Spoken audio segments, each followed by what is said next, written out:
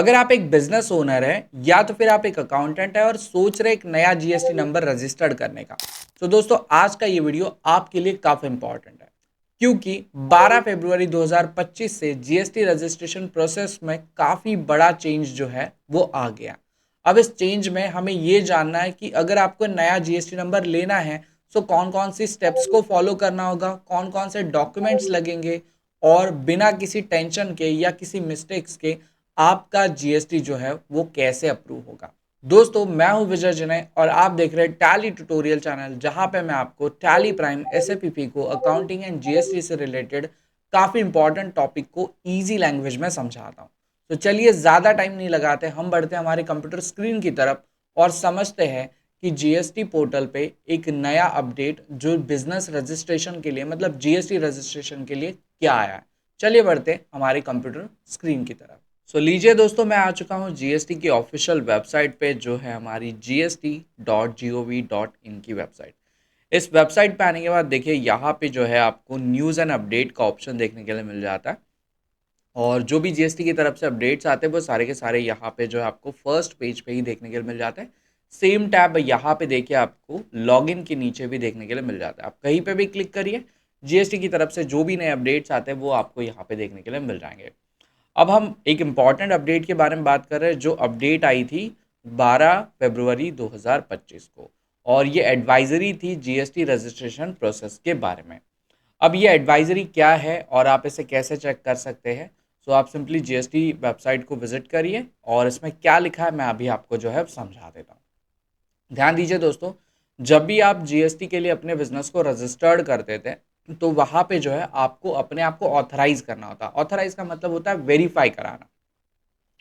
Verify कराने के लिए हमारे पास दो स्टेप्स थे। एक पहला स्टेप था कि हम जो है आधार नंबर की मदद से अपने आप को वेरीफाई कराएं, और दूसरा था कि आप जो है मतलब अपने डॉक्यूमेंट्स को वहाँ पे अपलोड करें, है ना। और अपलोड करने के बाद जीएसटी डिपार्टमेंट की तरफ से कोई ऑफिसर आपके यहाँ पे आता था, विजिट करता था और फिर वो आपको ऑथराइज करता था। अब बड़ा चेंज हमें देखने के लिए ये मिलता है कि अब से जो है आपको जीएसटी सुविधा केंद्र तक जाना होगा और आपके जो भी डॉक्यूमेंट्स है वो वहाँ पे आपको शो करने होंगे। जब आप शो करेंगे वो पर्सन ऑथराइज करेगा, वो चेक करेगा कि हाँ जो भी डॉक्यूमेंट्स आपने अपलोड किए वो डॉक्यूमेंट और आपने जो डॉक्यूमेंट दिए वो दोनों के दोनों डॉक्यूमेंट ओके हैं।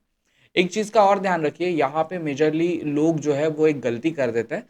जैसे रजिस्टर्ड कर रहे हैं, आपका मोबाइल नंबर जो आधार के साथ कनेक्ट है वो नंबर और जो आप जीएसटी के लिए अप्लाई कर रहे हैं वो नंबर सेम ही होना चाहिए। ये कहीं पे लिखा नहीं है, जस्ट मैं आपको एक एक्स्ट्रा इन्फॉर्मेशन जो है वो दे रहा हूँ।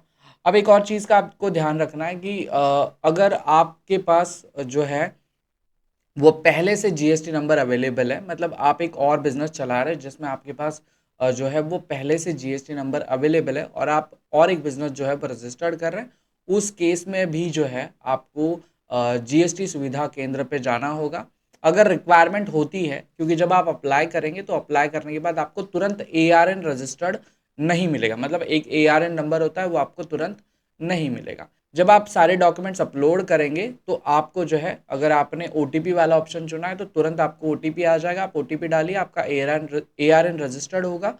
और अगर आपको ओटीपी आया है और फिर भी आपको कहा जा रहा है कि आपको जीएसटी सुविधा केंद्र जो है वो जाना है, तो आपने जो भी डॉक्यूमेंट्स ऑनलाइन तरीके से अपलोड किए वो सारे के सारे डॉक्यूमेंट्स लेके जो है आपको जीएसटी केंद्र जो है वो जाना होगा और ये प्रोसेस को जो है आपको कंप्लीट करना होगा। अब बहुत बड़ा चेंज जो है हमें यहाँ पे देखने के लिए मिल जाता है जीएसटी रजिस्ट्रेशन प्रोसेस के लिए। आप इस पूरे डॉक्यूमेंट को समझिए क्योंकि यहाँ पे बहुत सारे पॉइंट्स हैं और हर एक पॉइंट को समझाना एक वीडियो में थोड़ा सा जो है वो डिफ़िकल्ट टास्क हो जाता है। तो आप जो है अपने हिसाब से इस एडवाइजरी को समझ लीजिए, आपके जो जो इम्पोर्टेंट पॉइंट्स हैं। फिलहाल इस वीडियो में इतना ही, मिलते हैं नेक्स्ट वीडियो में। तब तक के लिए अपना ख्याल रखिए और अकाउंटिंग से रिलेटेड ऐसे ही नए अपडेट्स के लिए हमारे टैली ट्यूटोरियल चैनल को सब्सक्राइब करिए। चलिए, बाय बाय।